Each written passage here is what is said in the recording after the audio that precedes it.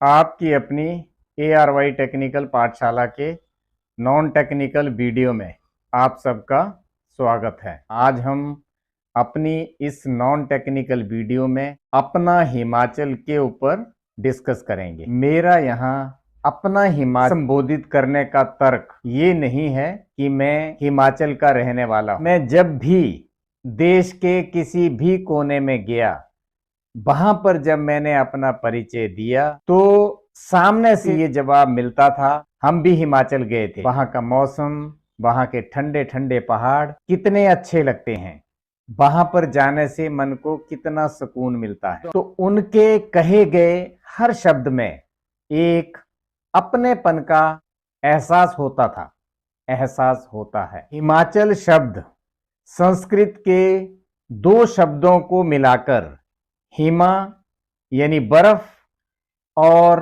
अचला पर्वत से मिलकर के बना हुआ है, जिसे हम बर्फीले पहाड़ या पहाड़ों की श्रृंखला भी कह सकते हैं। हिमाचल को देवभूमि भी कहा जाता है। यदि हमें इस बिजी लाइफ में सुकून के कुछ पल चाहिए और प्रकृति को समझने का मन करे, तो हमारे दिमाग में सबसे पहले हिमाचल के ठंडे ठंडे पहाड़, वहां की प्राकृतिक तस्वीर सामने निकल के आती है। यहाँ पर शिमला, धर्मशाला, मैक्लोडगंज, कुल्लू मनाली, मणिकरण साहिब, अटल टनल और भी बहुत सारी जगह घूमने के लिए फेमस हैं। और इसके साथ ही भगवान जी के प्रति आस्था रखने वालों के लिए माता ज्वाला जी, कांगड़ा देवी, नैना देवी, चिंतपूर्णी, बाबा बालकनाथ और बहुत सारी ऐसी जगह हैं जहां पर सीधा सीधा भगवान जी का साक्षात्कार होता है। लोग बहुत सारी उम्मीदें लेकर के उन जगहों पर श्रद्धा के साथ जाते हैं।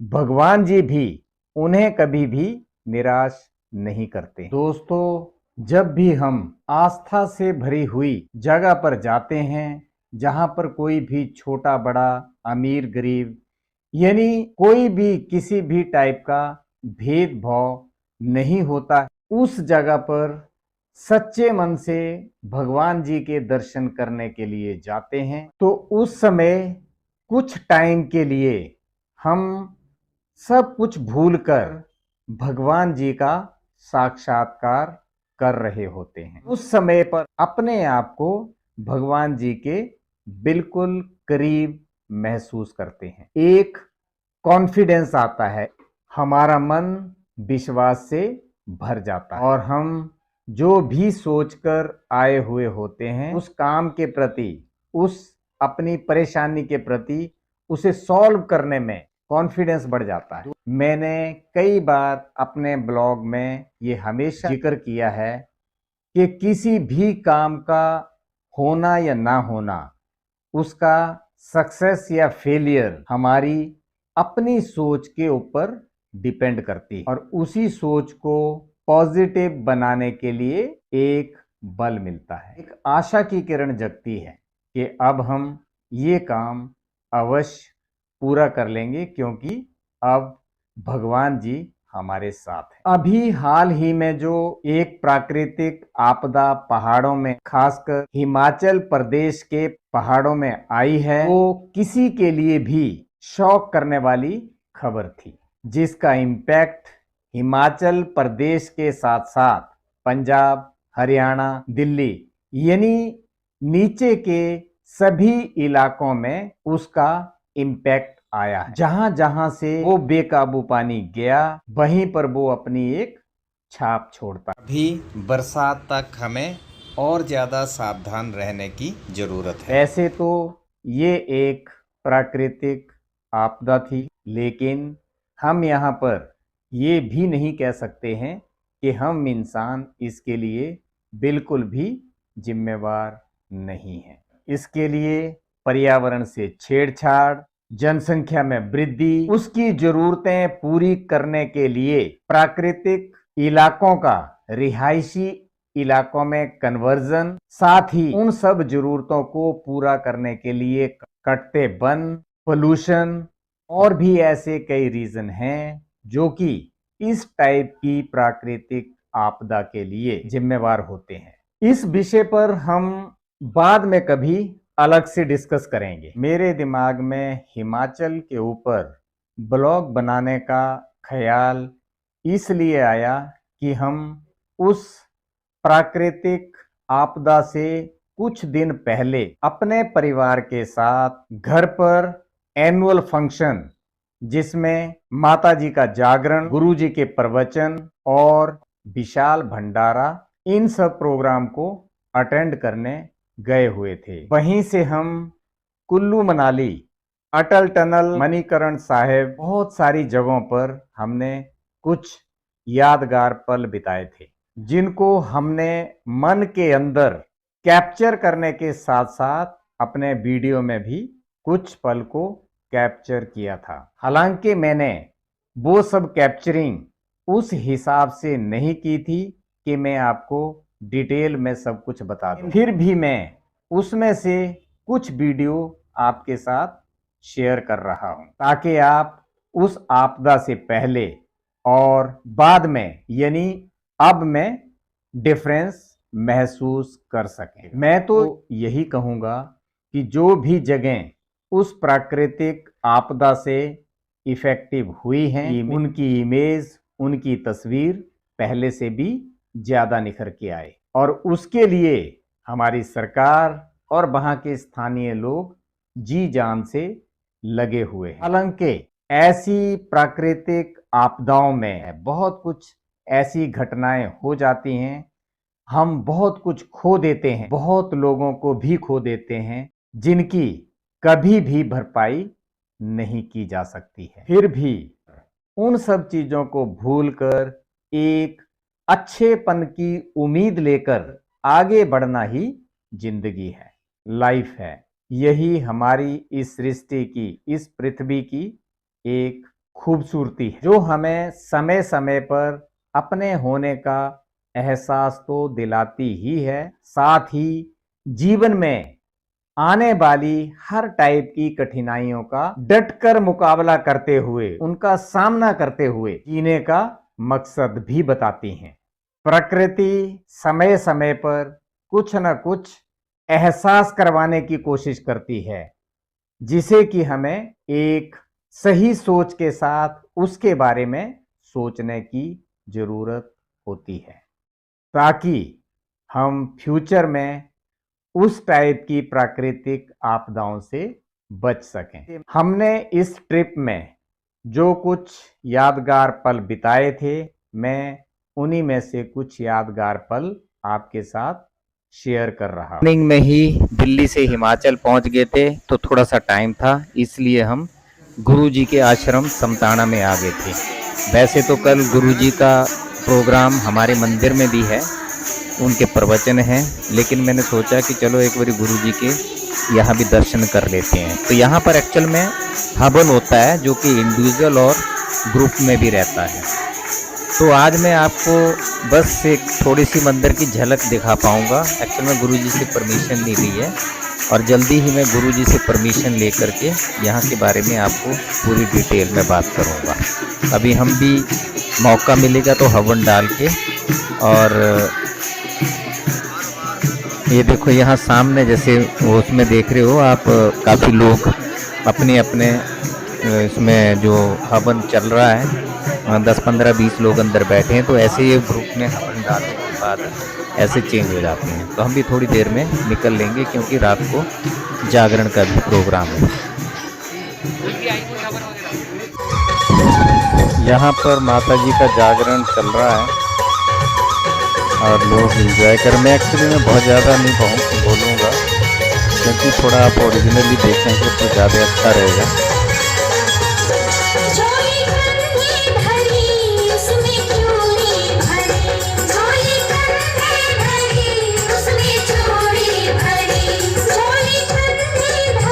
ये गुरुजी की गाड़ी आ चुकी है। यहाँ भी देखो पब्लिक इंतजार कर रही थी। कल हम इनके आश्रम में भी गए थे।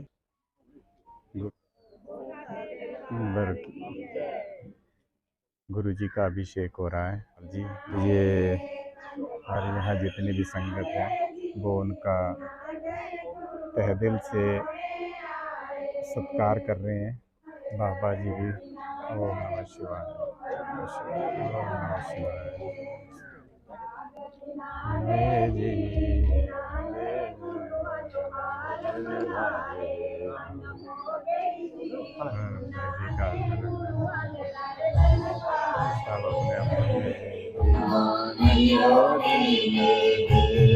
सब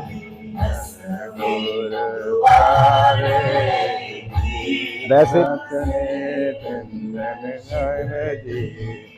जो इसी तरह हमारे बड़े भाई जी जो कि ज्यादातर प्रोग्राम को ऑर्गेनाइज करते हैं और गुरु जी के भी काफी क्लोज हैं, गुरु जी को बहुत मानते हैं। कोटि कोटि बंदन।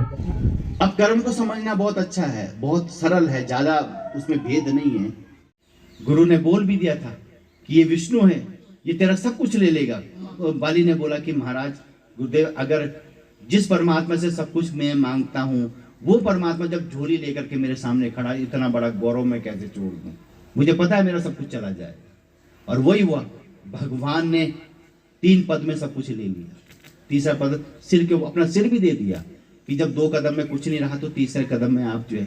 कितनी अनोखी भक्ति, कितना बड़ा सामर्थ्य। हम एक जमीन के लिए, 1-1 फुट जमीन के लिए पूरे जीवन कोर्ट में लड़ते हो जाता है। 1-1 फुट जमीन के लिए, ये तेरा, ये मेरा, ये तेरा, ये मेरा। भगवान हंसता है, चीज मेरी है और यहाँ अपना बंटवारा खुद कर रहे हैं। तो जीवन से हमारी मुक्ति हो और ईश्वर के साक्षात्कार। ईश्वर के साक्षात्कार करने बहुत मुश्किल नहीं है, हर जगह परमात्मा है, लेकिन उसके लिए उसको समझना पड़ेगा। साकार और निराकार, परमात्मा निराकार है, परमात्मा साकार है। इस बंधन से हमें निकलना पड़ेगा। गुरु जी के प्रवचन के बाद खाना शुरू हो चुका है। और हमारे ना हिमाचल की एक खूबसूरती है कि यहाँ पर कोई भी हो उसको खाना नीचे, जिसको हम अपनी भाषा में बैठ बोलते हैं, यानी नीचे बैठ, चौकड़ी मार के बैठ के को खाना खाना है। यहाँ पर एक चीज़ और होती है, हमारी आगे की जो जनरेशन होती है, जो यंग जनरेशन होती है, वो भी बीच बीच में मतलब सर्व करने में हेल्प करते हैं। तो अभी तो चलो, अभी तो मतलब काफ़ी पब्लिक आनी है खाने के लिए, अभी तो इतने ज़्यादा नहीं है। लेकिन यहाँ मान लिया 1000 आदमी भी होगा तो 1000 आदमी को भी बैठने के लिए पूरा उसी हिसाब से अरेंजमेंट किया जाएगा। इसी तरह देखो, कोई अपनी अपनी ड्यूटी निभा रही है, कोई पानी दे रहा है, कोई चावल दे रहा है, कोई दालें दे रहा है। अपने अपनी मतलब अपने अपने तरीके से सब अपने अपने काम में लगे हुए हैं। और जब हम छोटे छोटे थे तो यहाँ पर बहुत घास, मतलब वो एरिया इतना जंगल सा होता था, आने में भी डर लगता था। लेकिन आज की डेट में लोगों के सहयोग से ये मंदिर इतना फेमस हो चुका है कि हमारे गांव में भी यदि कोई शादी वगैरह भी होती है तो उसके लिए भी इतना अरेंजमेंट है कि पूरा रहने का, सोने खाने पीने का पूरा अरेंजमेंट यहाँ किया जा सकता है। लोग आसानी से यहाँ पर कोई भी अपना फंक्शन कर सकते हैं। यह पीछे जो पीपल के पेड़ देख रहे हो, ये भी बहुत लंबे टाइम के हैं। जब हम छोटे छोटे थे तब भी यहाँ पर पूजा पाठ होती थी।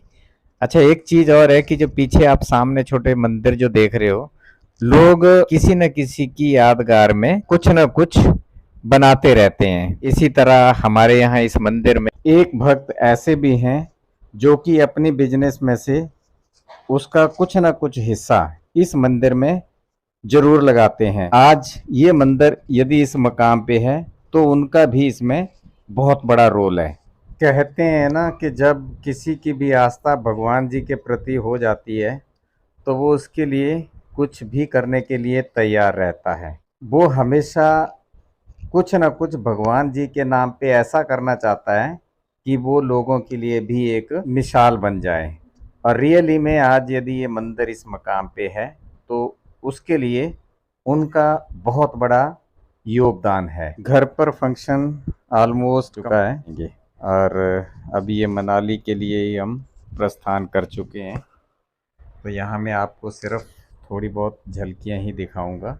इन जगहों पर काफ़ी लैंडस्लाइड और बहुत सारे, यानी नीचे जो नदी है ना, इसमें बहुत सारा पानी है। आप इस चीज़ का अंदाज़ा लगा लो कि गर्मियों में इतना पानी है तो बरसात में इसमें कितना पानी होगा। तो यानी सड़क भी बिल्कुल इसके साथ साथ सट करके चलती है आ रहा है, यानी जिसकी वजह से काफ़ी प्रॉब्लम हो चुकी है। यहाँ पर हिमाचल में एक्चुअल में ना बादल फटने की बहुत ज़्यादा घटनाएं हैं और जिनके लिए काफ़ी मतलब नुकसान भी होता है।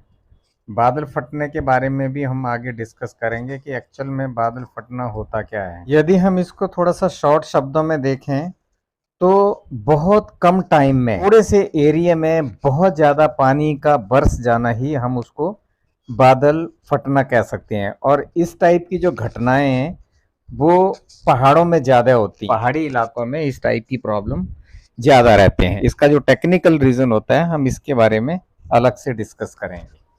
अब यहाँ पर हम मनाली में एक रात रुकने के बाद अटल टनल के लिए निकल चुके हैं और बल्कि अटल टनल पहुँच चुके हैं। यहाँ पर भी चेकिंग वगैरह काफ़ी थी, लेकिन फैमिली की वजह से यहाँ पर हमारे लिए ज़्यादा चेकिंग नहीं थी, तो इसलिए हम आगे निकल आए। और ये अटल टनल भी आजकल बिल्कुल एडवांस सुविधाओं के साथ बनी हुई है। यानी आप अंदर देखोगे तो हमने पीछे भी एक दो टनल देखी हैं जो कि अपने आप में काफ़ी ओल्ड टाइप की थी, लेकिन इसमें देखेंगे तो ये मतलब अंदर लगता ही नहीं है कि आप एक टनल में जा रहे हो। 40-45 की यहाँ स्पीड रहती है।